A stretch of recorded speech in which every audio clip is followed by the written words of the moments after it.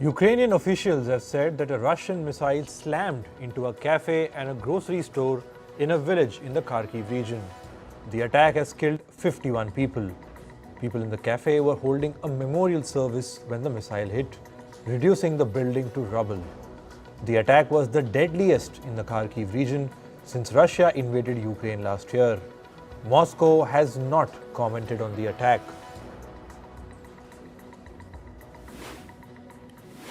Meanwhile, Russian President Vladimir Putin has said that Ukraine's military and economy would collapse in days if foreign aid dried up. He made the remarks at a forum in Moscow. Putin added that Ukraine has lost over 90,000 men since the beginning of the war. His comments come amid political turmoil in the United States. On Saturday, the US passed a new temporary spending bill that did not include aid for Ukraine. This has raised fears that further funding for the Ukraine war is in danger. The US government has said it will build more walls along the US-Mexico border. This is to reduce the record number of migrant crossings in recent years. US President Joe Biden's administration will use Trump-era funds to build the walls. Biden said that he tried to get the US Congress to reallocate the fund, but he did not succeed. He added that there was nothing more he could do. This marks a reversal in Biden's migration policies.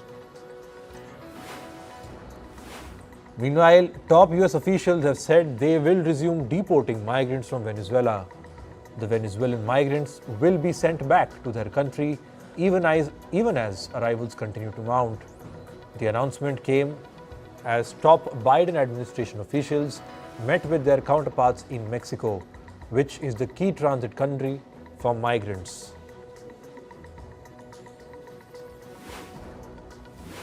Republican presidential candidate Vivek Ramaswamy's campaign has said that two protesters ran their vehicle into his car.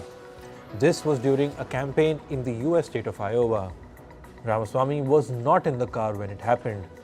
It is unclear whether the crash was intentional or not.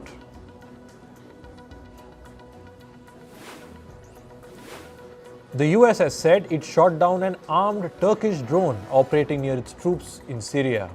This is the first time Washington has brought down an unmanned aircraft of its NATO ally Turkey. Meanwhile, a Turkish Defense Ministry official said that the drone did not belong to the Turkish armed forces.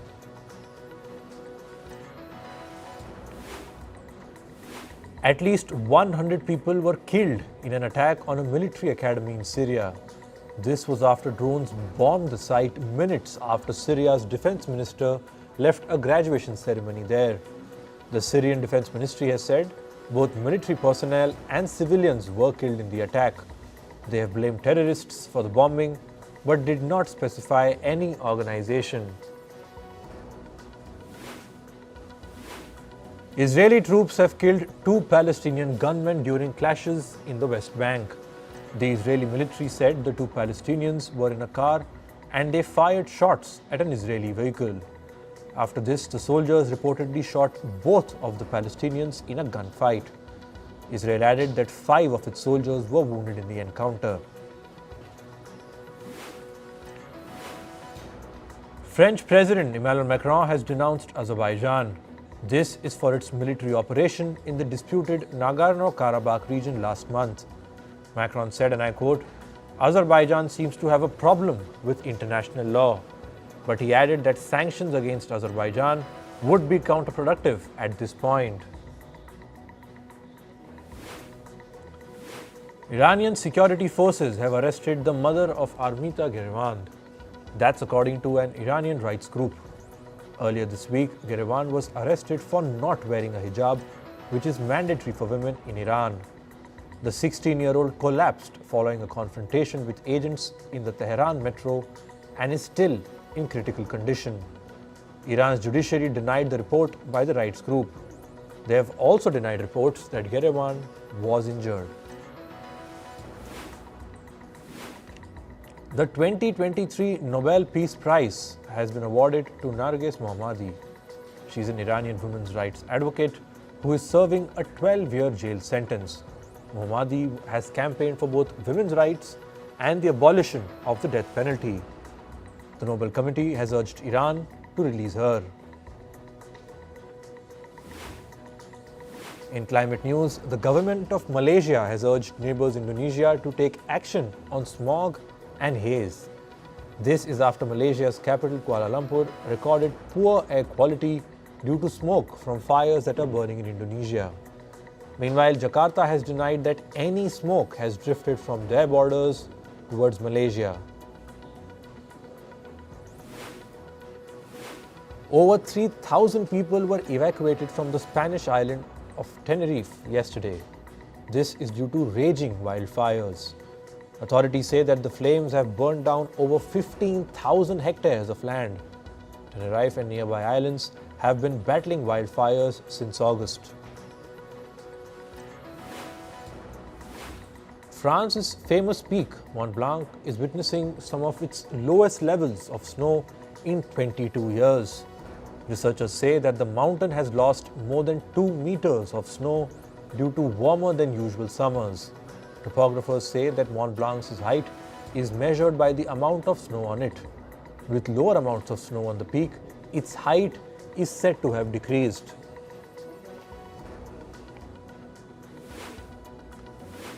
People in Western Europe are noticing the effects of climate change. Hundreds are flocking to the beach due to warm weather in Portugal, Italy and France. Some Europeans are saying that a few years ago, it was not possible to head to the shores in October as winter would start setting in.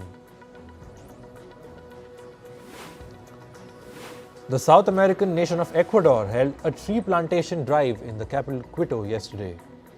Hundreds of people took part in the sapling plantation marathon. This is the 6th consecutive year that Ecuadorians have planted trees in Quito. Over 2 million plants across 292 species have been planted during these annual drives. A recent UN report says that millions of children are being displaced due to extreme weather. According to the study, at least 43 million children were forced to flee their homes between the years 2016 and 2021. The report says that the major climate events causing the exodus are floods, cyclones and droughts. The year 2023 is on track to become the hottest year on record. This is according to a report by the European Union. Scientists say that this year's temperatures are 0.52 degrees Celsius higher than average. The study cites human action as the primary cause for the rising temperatures.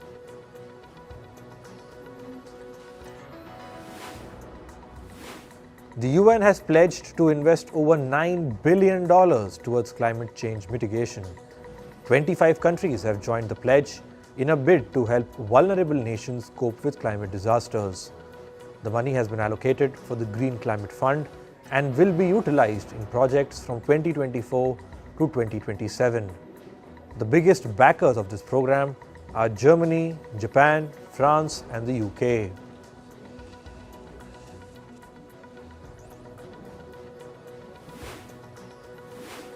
Chemicals from road-making material are flowing into England's rivers.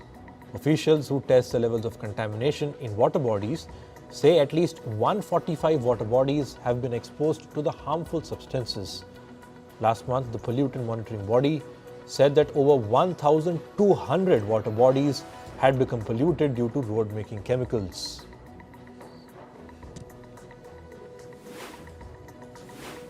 On to business and tech news now. The CEO of search engine firm DuckDuckGo has said that a potential contract with Apple failed because of Google's dominance.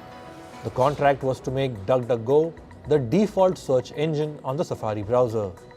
The search engine's CEO said that Apple was reluctant to give up Google's multi-billion-dollar paychecks. Google allegedly paid Apple $10 billion annually to make it the default search engine on Safari. Meanwhile, there's yet another complaint against Apple and Google. South Korea has accused both the big tech firms of abusing their dominant position in the app market. The country's telecom regulator has said that the companies forced app developers into specific payment methods to earn commissions. They also allegedly caused an unfair delay in their app reviews. South Korea's telecom regulator has warned of a potential fine of up to $15 million for Apple and Google over their monopolistic behavior. Meanwhile, Amazon and Microsoft may face an investigation in the UK. This is for their alleged dominance in the country's cloud market. The companies allegedly made it difficult for businesses to use multiple cloud technology suppliers. This is according to a study by Britain's media regulator, Ofcom. Subsequently, Ofcom has asked the UK's antitrust authority to investigate Amazon and Microsoft. The West African country of Senegal has refused to lift a ban on the social media app TikTok. This is until TikTok agrees to the country's demands. Senegal has demanded that the company sign an agreement to create a mechanism to remove accounts. In August, Senegal blocked access to the video sharing app. It said that TikTok was being used to distribute hateful messages in the country. Reports say ChatGPT maker OpenAI is exploring making its own artificial intelligence chips. The company has not yet decided on a concrete plan, but its options could include a potential acquisition. This comes as ChatGPT gained immense popularity since its launch last year. Ever since, chip companies like Nvidia have rushed to produce AI chips. AI chips are specifically designed to make building AI systems such as ChatGPT faster and cheaper. British lawmakers have called for a pause on the use of live facial recognition surveillance in the country's streets. This comes after the UK's crime and policing minister suggested catching criminals using biometric surveillance. The use of the technology has long been criticized by activists in the country. General Motors has made a counter-offer to the striking employees of America's United Auto Workers Union. This is to end the strike that began last month against the Detroit 3 automakers. The Detroit 3 automakers include Ford, General Motors, and Stellantis. Separately, the union's president, Sean Fain, is also due to provide an update on the ongoing strike tonight. Chicken prices at US grocery stores have hit record highs. They are likely to stay elevated because Tyson Foods and other companies have cut back on poultry production to boost their profit margins. Earlier this year, Tyson closed 6 of its US chicken plants to reduce costs. Now the company is looking to tighten its supplies to enhance its revenue.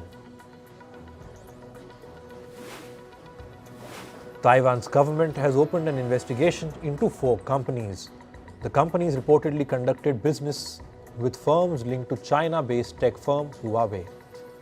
The island says it will investigate if the firms adhere to their initial investment agreements. The companies could face a fine of more than $700 million for breaches.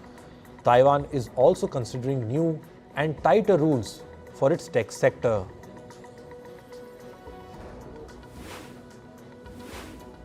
Reports say drug maker Sanofi is exploring a potential acquisition of cancer drug maker Mirati Therapeutics. Deliberations are ongoing and there is no certainty if they will result in an agreement. In December last year, the US health regulator approved Mirati's lung cancer drug Krazati. It is an oral drug that treats adults with advanced lung cancer. Ahead of that, in November, reports say that Mirati was drawing takeover interest from large pharmaceutical companies without naming any specific firm. Moving to sports, let's begin with the updates from the Asian Games. India won bronze in archery in the women's recurve team event.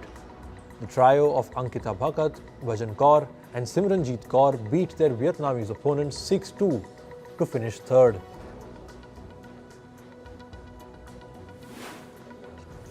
The Indian women's Kabaddi team cruised into the final earlier today. They beat Nepal 61-17 with a dominating offense. India will now face Chinese Taipei in the final on Saturday. The last time these two teams faced each other, the match ended in a 34-all draw. India beat Bangladesh by 9 wickets to reach the men's cricket final at the Asian Games. Bangladesh batted first and scored 96 runs in their 20-over innings. India chased down the target in just 9.2 overs. Tilak Verma scored an unbeaten 55 runs to guide the men in blue to victory. India will play the final against Afghanistan tomorrow. Moving to the ICC Cricket World Cup, New Zealand beat England by 9 wickets in the big tournament opener. England batted first and scored 282 in their 50 overs. New Zealand had a strong performance with the bat. Devon Convoy scored an unbeaten 152 for the Black Caps. He was joined at the crease by Rachin Ravindra, who scored an unbeaten 123. Some concerning news for Indian fans. In-form batter Shubman Gill is not feeling well. He has reportedly tested positive for dengue. Gill is undergoing treatment and has not attended practice sessions. Reports say Shubman Gill is likely to be dropped from India's World Cup opener against Australia on Sunday. In football, Liverpool beat Union St. Gilloise 2-0 in the Europa League. The match was played at Anfield last night. Ryan Gravenberch scored in the 44th minute to give Liverpool the lead. In the second half, the Reds had multiple attempts on goal but couldn't find the net. Then, 2 minutes into second half injury time, Diogo Jota scored the second goal for Liverpool. 4 PSG players have been handed a one-match suspension by Ligue 1. The footballers were found guilty of making homophobic chants. They joined abusive PSG fans during a home game against Marseille last month. The suspended PSG players include Randal Kolo Muani, Ousmane Dembele, Ashraf Hakimi and Lamine Kurzawa. Argentina have called up their talisman Lionel Messi for the upcoming World Cup qualifiers. This is despite Messi being unfit due to a hamstring injury.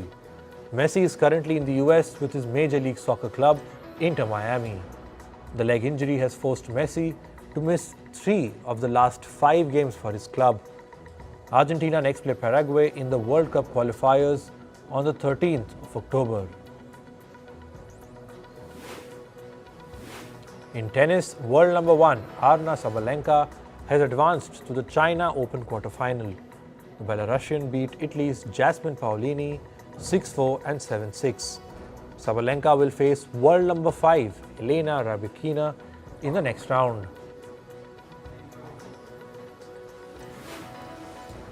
In golf, a large fire broke out at the Marco Simon Golf Club in Italy's capital of Rome. This comes less than a week after Europe beat the US to clinch the Ryder Cup at the very same golf course. Officials from the Ryder Cup Europe say that there were no casualties. However, they added that a golf hut was burned down.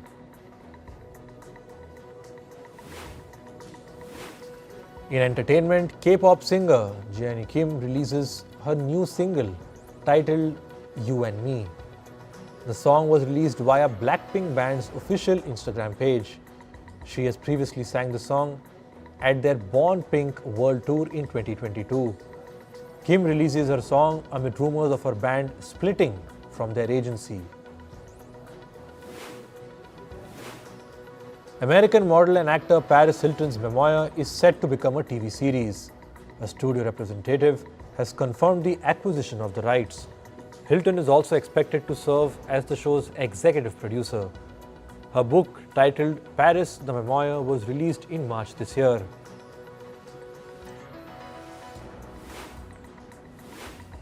Canadian actor Pamela Anderson opted for a makeup-free look at the Paris Fashion Week. Anderson revealed that it wasn't a pre-planned decision.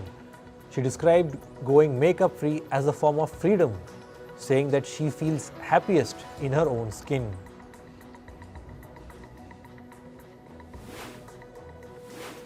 American actor Jessie Lang says she's considering retiring from Hollywood. The actor said that creativity is now secondary to corporate profits. She feels that the artists and filmmaking are diminishing. She says she wants to slowly phase out of films. Singer Taylor Swift continues her record-breaking streak. Advance bookings for her Eras Tour film have already surpassed $100 million. The film is set to hit 8,500 theatres in 100 countries on the 13th of October. Taylor Swift's Eras Tour film will capture the concert's finest moments. A new comic book about American singer Billie Eilish is on the horizon. This publication is a part of a series celebrating female empowerment. The comic will trace Billie Eilish's journey from a young dancer to a globally acclaimed singer. The book will be available from the 10th of October. Production on a Martin Luther King Jr. biopic is underway. The production company is in talks with comedian Chris Rock to direct and produce the film. Legendary director Steven Spielberg is expected to serve as the executive producer.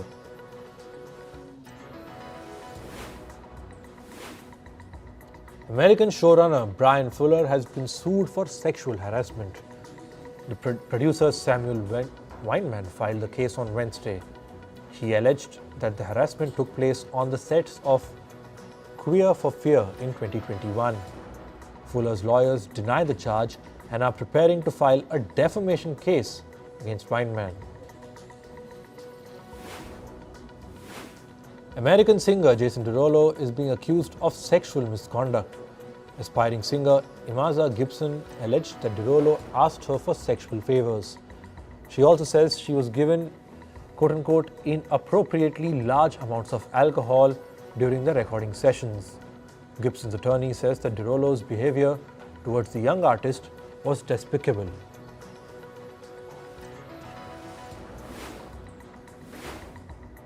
Once upon a time in Hollywood actor Keith Jefferson has passed away after battling cancer.